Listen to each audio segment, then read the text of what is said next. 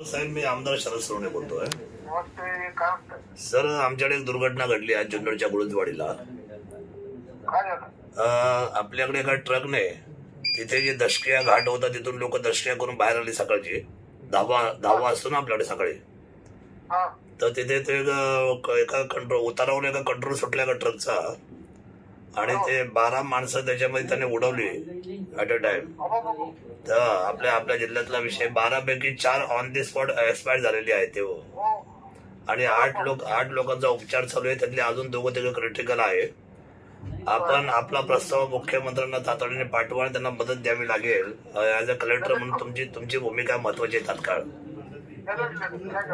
जरा प्लीज माझी विनंती राहील सर.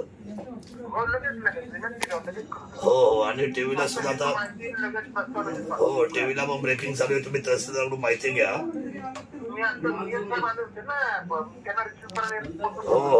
हो, आज साताऱ्यात तो.